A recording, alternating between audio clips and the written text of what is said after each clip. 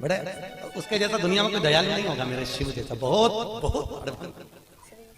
अच्छा, सबसे ज्यादा आनंद आता है ना हरतालिका तीज के दिन, तुम देख लो, भगवान भला करे ऐसो आनंद आए।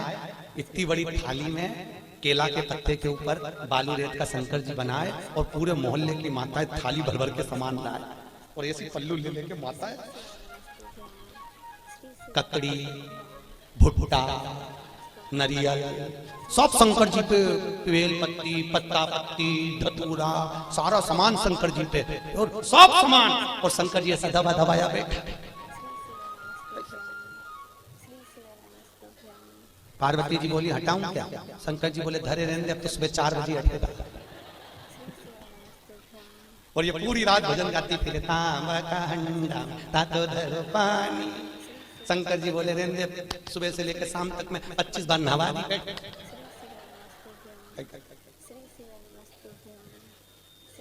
और बोल दिला नीन आए भोला नवा के देऊंगी।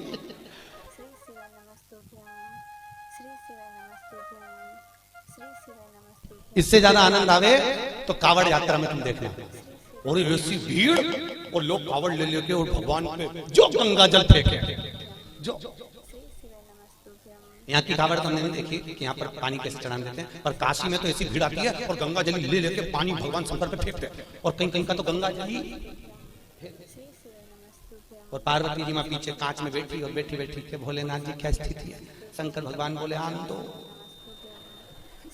अपन तो बैठे थे।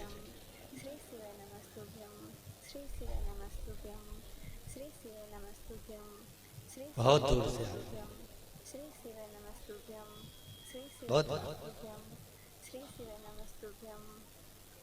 और आनंद इतना रहे ना हरतालिका तीज के दिन माताएं सुबह से लेकर 12:30 बजे तक बहुत अच्छी दिखती है। सुबह से दोपहर के 12:30 बजे तक, 12:30 के बाद तो पलंग पे मिलती पट्टा बांध के। फिर 4 बजे उठती, फिर जाके नहा के बाल, तो भी मुंह पे स्माइल बिल्कुल नहीं दे, बेचारी ऐसी दे जैसे मरी हत्या। और फिर भी फोन लगा के पूछते थे चाची जी पंडित जी कितनी बजे आएगा, पंडित जी कितनी बजे आएगा।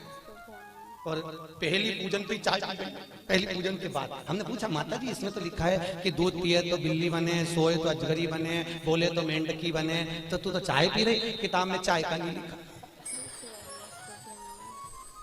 हमने भी डबल से पढ़ी हरतालिका तीज की किताब, तो हमने देखा वास्तव में हमें चाय का नहीं था। माता इतनी चतुर, जो चीज का नहीं लिखे वो निपटा जाए। इसलिए किताब छापने वाले ने भी अच्छा करा, सब चीज लिख दी, सोए दूध पिए तो ऐसा, बेचारे को नहीं मालूम होगा कि चाय भी चलेगी, तो भी लिख देता है।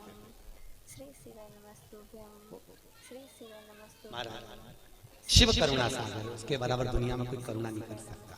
राम जी की सेवा में तो ये भी चाहिए वो भी चाहिए, और कृष्ण की सेवा में भी ये चाहिए वो चाहिए, और शंकर की सेवा में तो पानी चढ़ाओ तो ठीक है, नहीं चढ़ाओ तो ठीक है, नहीं तो यहाँ तो शास्त्र कह रहा है मुझे कुछ भी प्रिय नहीं है। शिव कहते हैं मुझे केवल एक प्रिय है और वो सत्य प्रिय है, इसलिए सत्यम शिवम सुंदरम, मुझे सत्य प्रिय है। इसलिए जो मर जाता है उसको तोप के ले जाते हैं, तो चिल्ला चिल्ला के जाते हैं राम नाम सत्य।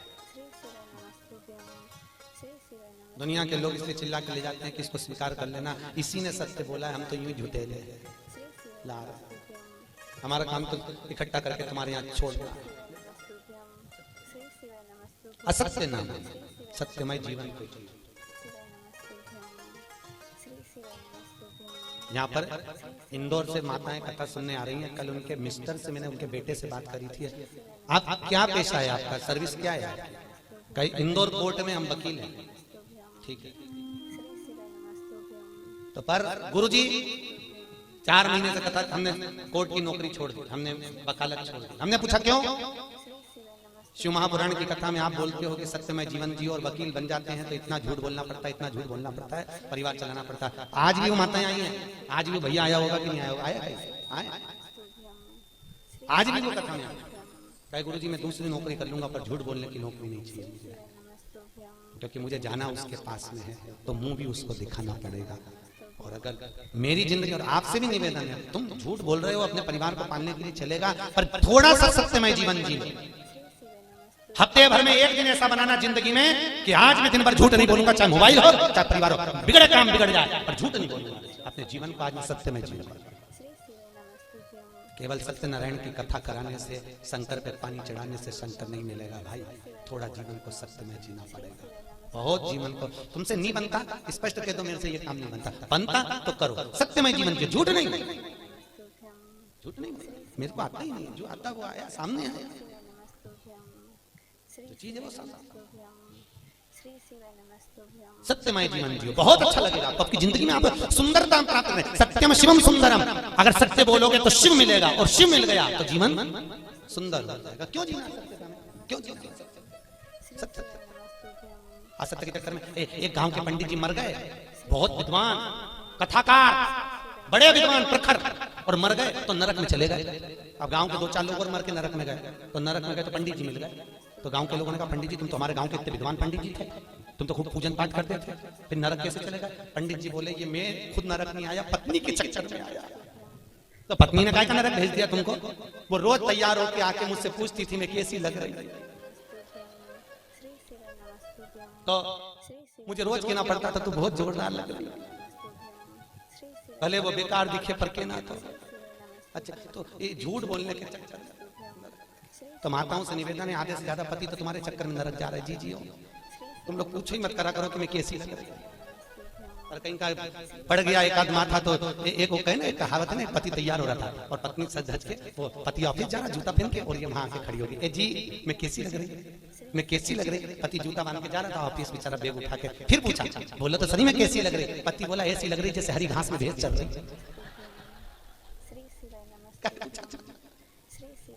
पूछे भगवत तत्व की शरणागति है हमारा। जीवन में थोड़ा सत्यमय जियो, सत्यम शिवम। अच्छा बहुत कथा कह रही है। भूत बावन भूतेश्वर भोलेनाथ ने ब्रह्मा जी को श्राप दिया। देवताओं ने मिलकर ब्रह्मदेव के लिए आदर करा, भगवान शंकर की पूजन करी। भगवान शिव ने कहा नारायण ये ब्रह्मा जी का सिर कटा है, ब्रह्मा जी के कटे हुए सिर से बट वृक्ष उत्पन्न होगा। कौन सा वृक्ष? बट वृक्ष, बड़ का पेड़। और इस बट वृक्ष के नीचे कोई देवता की पूजन नहीं होगी, होगी तो केवल पितरों की पूजन होगी। और मैंने इस ब्रह्मा के मुख को बड़ का पेड़ बनाया है, इसलिए मैं इस पेड़ के नीचे विराजमान रहूंगा। मेरा नाम बटकेश्वर महादेव रहेगा। कौन सा महादेव? बटकेश्वर।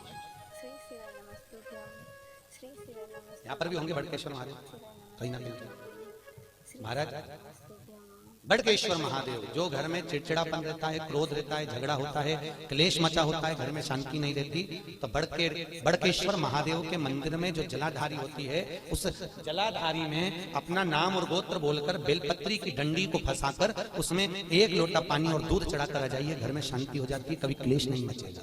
सोमवार की अष्टमी के दिन यह क्रम किया जाता है। कौन से दिन? जम के बोलिए, सोमवार की अष्टमी, बटकेश्वर महादेव के मंदिर में। शिव भगवान ब्रह्मा का मुख बड़का समय आया, ब्रह्मा जी ने सृष्टि की रचना आगे बढ़ गई। भगवान विष्णु ने ब्रह्मा जी से कहा ब्रह्मदेव सृष्टि की रचना करिए। शंकर जी से पूछा ब्रह्मा जी ने सृष्टि कैसी रचना है? भगवान भोलेनाथ ने अपना अर्धनारेश्वर स्वरूप का दर्शन दिया। आधा पुरुष आधा स्त्री, आधा शिव आधा पार्वती के रूप में भगवान दर्शन दिए और कहा इस रूप को ब्रह्मा जी देख लो और ऐसी सृष्टि की रचना कर दो।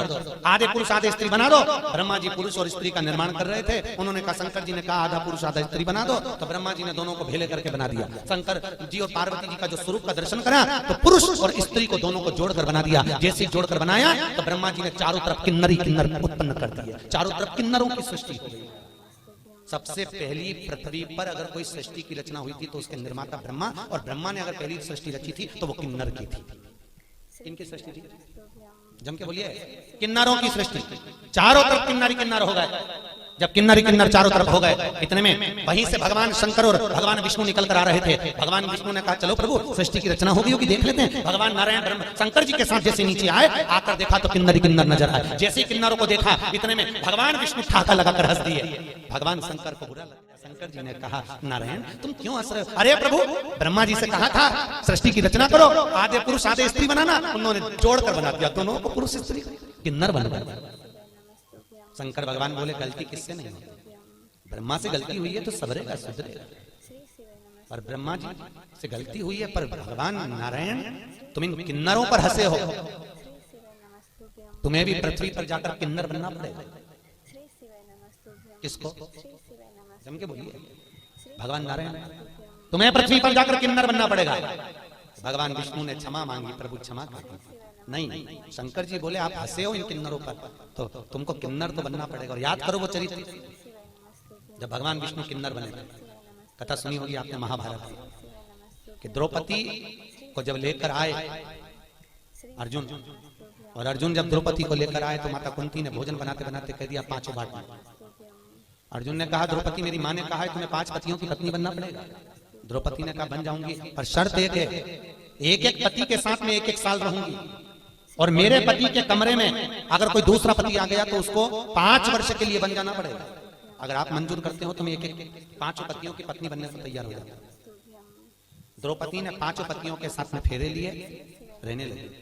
आज भीम के साथ में द्रौपदी रह रही थी, और भीम के साथ द्रौपदी रह रही, और इतने में अर्जुन के पास में एक ब्राह्मण आकर बोला अरे महाराज मेरे बच्चे को शेर उठाकर ले गया, बचाइए मेरे बच्चे को। और इतने में अर्जुन गया, मेरा गांडीव कहाँ है? गांडीव तो भीम के कमरे में था। और अर्जुन गया और भीम के कमरे से गांडीव लेकर आ गया, और लेकर आया, बच्चे को बचा लिया। पर द्रौपदी हाथ जोड़कर खड़ी हो गई, तुम्हें 5 साल के लिए बन जाना पड़ेगा।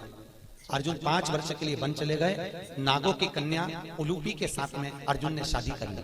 अर्जुन का एक लड़का हो गया जिसका नाम था अरावण। क्या नाम था? जम के बोलो, अरावण। क्या नाम है? अरावण। अर्जुन का लड़का हो गया। अर्जुन वापिस आ गए। जब कौरव और पांडवों का युद्ध चालू हुआ तो कुरुक्षेत्र की भूमि, युद्ध की भूमि को प्रसन्न करने के लिए चंडी को प्रसन्न करना था, और चंडी को प्रसन्न करने के लिए नियम था कि जब युद्ध प्रारंभ होगा तो दोनों तरफ से परिवार में से 1 बलि देना पड़ेगा किसी व्यक्ति की। कौरव तो खुश हो गए, हम तो 100 भाई, 1 मर गया तो 99 बच जाएंगे, पर पांडवों का क्या होगा? 5 में से 1 मर गया, 4 ही बच पाएंगे। भगवान कृष्ण को नींद नहीं आ रही, बेचैनी बनी हुई है। अर्जुन से कहा अर्जुन तुम 5 में से किसी को मरता हुआ नहीं देख सकता। अर्जुन ने कहा स्वामी किसी को तो मरना पड़ेगा, बलि तो देना है चंडी को प्रसन्न करने के लिए परिवार। कौन देगा बलि? 1 मरना। अर्जुन याद कर, तू वन गया था तो तेरा लड़का हुआ था, तू जा उस लड़के को लेकर। अर्जुन गया वन में, जब तक लड़का बड़ा हो गया था रावण, उसको लेकर आ गया। रावण हमें युद्ध में तुम्हारी जरूरत है। उसने कहा पिताजी चिंता मत करो, मैं तुम्हारे लिए प्राण देने को तैयार हूं, मरने को तैयार हूं। रावण आया, भगवान द्वारकाधीश ने कहा रावण तुम कहते हो कि मैं प्राण देने को तैयार हूं, तुम्हारे प्राण चाहिए। रावण कहता है युद्ध के मैदान में मैं मरने को तैयार हूं दादा, मैं मर जाऊंगा। भगवान कृष्ण ने कहा युद्ध के मैदान में तुमसे युद्ध नहीं लड़वाना, चंडी को प्रसन्न करने के लिए कौरव और पांडवों में से 1 बलि जाना है। कौरव अपने भाई की बलि दे रहे हैं तो हमको तुम्हारी बलि देना है। रावण कहता है दादा मरने को तैयार हूं, परंतु एक दिक्कत है। क्या? अगर मैं कुंवारा मर गया तो ना तो मुझे पिंड मिलेगा ना मुझे तर्पण मिलेगा। 16 सनात का भोजन कभी कुंवारे मरे हुए व्यक्ति को प्राप्त नहीं होता, जो कुंवारी अवस्था में मर गया। ना तो मुझे पिंड मिलेगा ना तर्पण मिलेगा। मैं आहूत बन जाऊंगा, मैं वासुक बन जाऊंगा, मैं फिरता फिरूंगा प्रेत योनि में, मेरी मुक्ति नहीं होगी। एक काम करिए मेरी शादी कर दो, फिर मैं मर जाऊंगा। भगवान ने कहा अर्जुन देखो कल इसकी बलि चढ़ना है और 1 रात के लिए इसकी शादी करना है, जल्दी लड़की ढूंढो। पूरे हस्तिनापुर में लड़की ढूंढी पर लड़की नहीं मिली। रात्रि के 11 बज गई, कन्या प्राप्त नहीं हुई। भगवान को चिंता लग गई अगर इसका विवाह नहीं होगा तो ये मरेगा नहीं, और मरेगा नहीं तो बलि कौन की चढ़े। तो भगवान कृष्ण को याद आया कि मुझे शंकर जी ने किन्नर बनने का श्राप दिया था। शंकर भगवान के वचन को निभाने के लिए भगवान 1 रात के लिए उस रावण की पत्नी बन गए। आज भी किन्नरों की शादी होती है एक घड़े से। 1 रात का विवाह होता है उनका, उस घड़े का नाम रहता है रावण। क्या नाम है? किन्नरों के पति का नाम है रावण। उस घड़े से विवाह होता है, फिर घड़े से ही वो मांग भरते हैं, घड़े से ही मंगल सूत्र पहनते हैं। इसलिए हमारे यहाँ किन्नर मांग भी भरते हैं, मंगल सूत्र भी पहनते हैं, हाथ में चूड़ी पहनते हैं, पाँव में बिछुड़ी पहनते हैं। तो कई लोगों के मन में आता है इनका पति कौन है? इनका पति रावण। 1 रात्रि का विवाह किया जाता है इनका, 1 रात। और उस रावण का विवाह भगवान द्वारकाधीश के साथ में हुआ। किन्नर भगवान को बनना पड़ा, प्राण छूटे उस रावण के। भगवान फूट फूट कर रोए। भगवान ने ये लीला शिव जी के वचन को निभाने के लिए।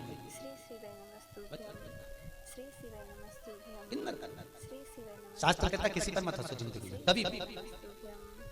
ना जाने कौन सी घड़ी किस पल किस जगह किस स्थान पर हम हंस दिए और वो बुरा बुरा हो गया। ना हंसिए। अपने को प्रसन्न रहना है, अपनी जगह पर रहिए। अपने को अलमस्त रहना, अपनी जगह पर रहिए। पर किसी को देखकर, किसी को उंगली उठाकर, किसी की ओर निगाह कर हमारे चेहरे पर प्रसन्नता का भाव नहीं होना चाहिए। उसको ना जाने कब ठेस पहुंच जाए। प्रसन्न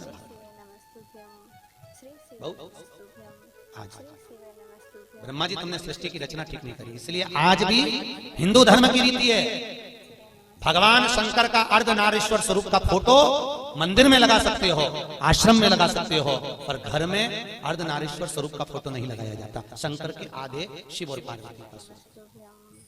कौन सा स्वरूप? जम के बोलिए, अर्धनारीश्वर। घर में नहीं लगता वो फोटो। अगर आपको लगेगा तो कहीं आश्रम में लग जाए, कहीं मंदिर में लग जाए, कहीं अन्य जगह पर लग जाए, और घर में अर्धनारीश्वर स्वरूप का फोटो नहीं लगेगा। अर्धनारीश्वर स्वरूप का दर्शन, सृष्टि की रचना का फिर निवेदन करा। ब्रह्मा जी ने अपनी जंघा से मनु और शत्रुपा को प्रकट करा, उन्हीं की सृष्टि आगे बढ़ी। उत्तान पात प्रियवत कन्या देवहूति प्रसूति आहुति हुई, और कन्या प्रसूति का चरित्र वर्णन किया गया जो दक्ष प्रजापति के साथ में दिया। माता प्रसूति के गर्भ से कई बच्चों का जन्म हुआ, कई बच्चों ने जन्म लिया, पर जितने बच्चे लड़कों ने जन्म लिया उनको देवऋषि नारद ने सत्कर्म में लगा दिया, सबको भजन में लगाया, कीर्तन में लगाया, सबको सत्संग में। 60 कन्याओं का जन्म हो गया। कन्याओं के जन्म के बाद भी देखो माता प्रसूति के गर्भ से जितने बच्चों ने जन्म लिया वो सब संस्कारित, सब संस्कारित। और फिर निवेदन है, जिस गांव में पानी की कमी होती है वहां की फसल बिगड़ जाती है, और जिस घर में संस्कारों की कमी होती है वहां की नस्ल बिगड़ जाती है। इसलिए नस्ल को सुधारने के लिए संस्कारों का होना जरूरी है। क्या दीजिए बच्चों को? अरे बोलो तो, संस्कार। क्यों कहते हैं कि बच्चों को गीता पढ़ाओ? कहीं के लिए कहते हैं? किस लिए कहते हैं? गीता पढ़ाने पर प्रेशर क्यों दिया जाता है? पढ़ाओ बच्चों को गीता। क्यों? आज घर के बच्चे अगर गीता पढ़ लेंगे तो कल ये बच्चे बड़े होकर कोर्ट में गीता पर हाथ नहीं रखेंगे। अगर आज इन्होंने पढ़ ली है तो कल इनको अदालत पर गीता में हाथ नहीं रखना पड़ेगा। इनको पढ़ाई, इनको संस्कार दीजिए। बच्चों को कार मत दो, क्योंकि बच्चों को कार दोगे तो वो बेच कर खा जाएंगे। बच्चों को संस्कार दोगे तो कारों की भी लाइन लगा देंगे। अगर और कार जब शोभा देती है जब उनमें संस्कार हो महाराज। धन जब शोभा देता है जब आपके भीतर नम्रता हो। साहब मालूम पड़े पैसा बढ़ गया और अभिमान बढ़ गया, अहंकार बढ़ गया तो भगवान भी कहते हैं बढ़ने दो, बढ़ने दो। होता है, कई लोग कहते हैं महाराज हमारा पड़ोसी कभी अगरबत्ती नहीं लगा, हमारा पड़ोसी कभी मंदिर नहीं जा, और 4 चौगुना बढ़ते चले जाए। भगवान उसको खूब दे दिया, और हम तो रोज मंदिर जाएं, रोज अगरबत्ती लगाएं, रोज दिया बत्ती करें, रोज भगवान के मंदिर में पहुंचे, तो भी हमको दुख मिल रहा है। कहते कि नहीं कहते लोग? हम ही कष्ट में, हम ही परेशान। हम मंदिर जाते हैं, हम मंदिर जाएं तो भी हम परेशान, और हमारा पड़ोसन, हमारी देवरानी, हमारी जेठानी, हमारे रिश्तेदार कभी मंदिर नहीं जाते, तो बढ़ते जा रही है। तो ये चरित्र शिव महापुराण में लिखा है। एक बार भगवान विष्णु देवऋषि नारद के साथ पृथ्वी पर निकले। अच्छे से समझ लेना कि तुम्हें दुख क्यों मिल रहा है, और जिसको भगवान ने दिया तो उसको और क्यों दे दिया। अच्छे से समझ। विष्णु और लक्ष्मी, विष्णु और नारद निकले। निकलते समय नारद जी ने भगवान नारायण से कहा मुझे भूख लग रही है बहुत। भगवान ने कहा मुझे भी भूख लग रही है। सामने सेठ जी का घर है, चल वहां से कुछ खा लेते हैं। सेठ जी क्या पहुंचे? ब्राह्मण का रूप रखा। सेठ जी भिक्षाम देही, सेठ जी भिक्षाम देही। सेठ जी पान चबाते चबाते बाहर निकल कर, क्या है? हमें भूख लग रही है महाराज, कुछ होए तो दे दीजिए। सेठ जी बोले तुम्हारा बाप रख के गया जो तुमको दे दूं? निकलो यहां से बाहर, फिर फोकट का है, चलो।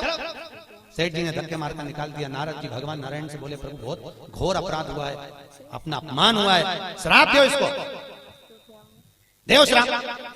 ये सेठ कंगाल होना चाहिए, भिखारी होना चाहिए, देव श्राप।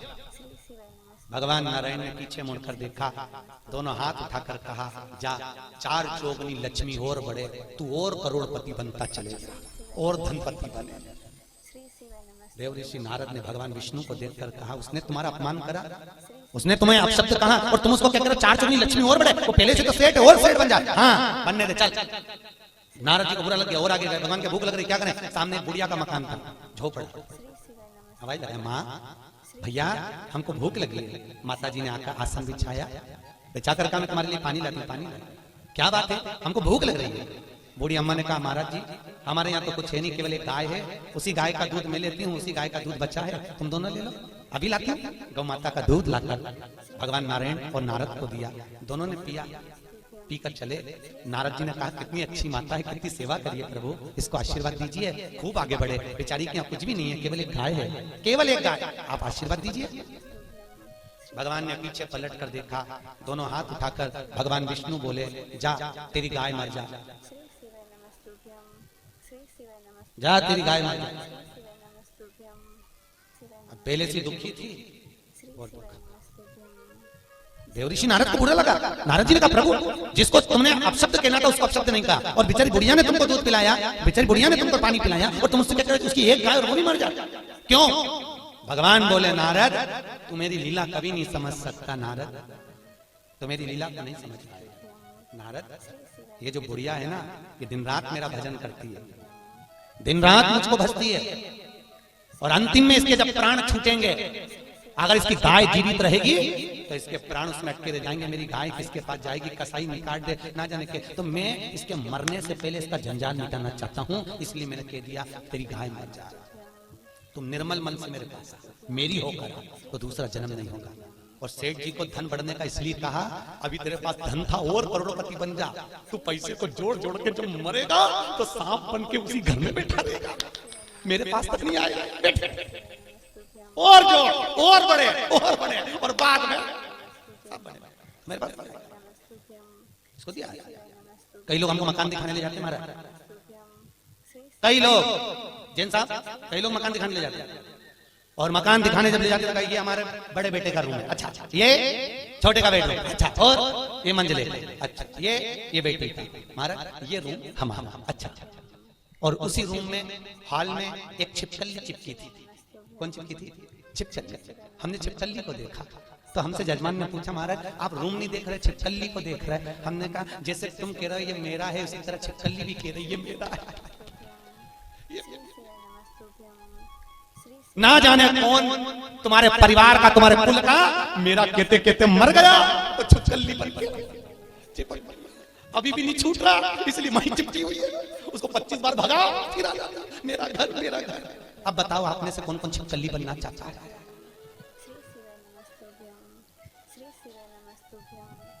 अरे बोलो तो री, मोहनपुरा की जी हो,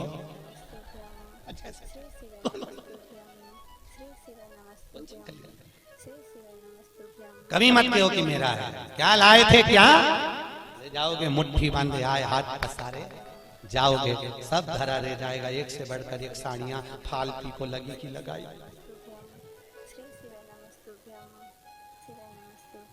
फिर जाते जाते ऊपर से याद आएगी पीली वाली, तो पीली तुम्हारी पीली रह गई, और यमराज से कहोगे मुझे 3-4 दिन और जिंदा कर दे, मैं पीली पहन लूं फिर मर जाऊं।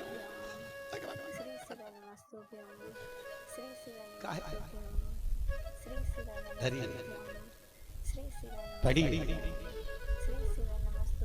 और जाएगा जब यहाँ से कुछ भी ना पास होगा, 2 गज कफन का टुकड़ा तेरा लिबास होगा, केवल 2 गज और कुछ नहीं।